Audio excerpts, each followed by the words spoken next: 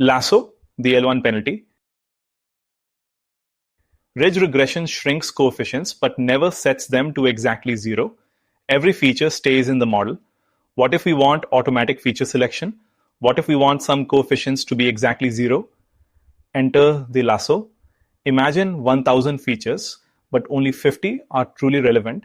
Ridge gives all 1000 features small but non-zero coefficients. The model is hard to interpret. We cannot tell which features matter and which do not. We need a method that sets irrelevant coefficients to exactly zero. Lasso stands for least absolute shrinkage and selection operator. The objective is MSE plus lambda times the sum of absolute values of the coefficients.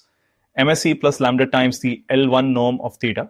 The only difference from ridge is absolute values instead of squares. That tiny change has a dramatic effect.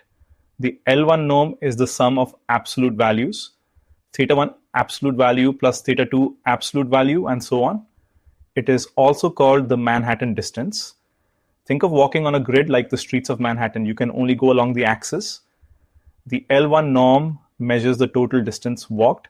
Let us compare the two penalties side by side. Ridge uses the L2 norm squared, the sum of squared coefficients. The gradient is proportional to the coefficient itself. Large coefficients shrink fast, small coefficients shrink slow. The penalty never pushes all the way to zero. Lasso uses the L1 norm, the sum of absolute values. The gradient is constant, either plus 1 or minus 1. The penalty pushes with equal force regardless of the coefficient size. This constant push can drive coefficients all the way to zero. The lasso uses an L1 penalty instead of L2. The key difference is that lasso can set coefficients to exactly zero, performing automatic feature selection.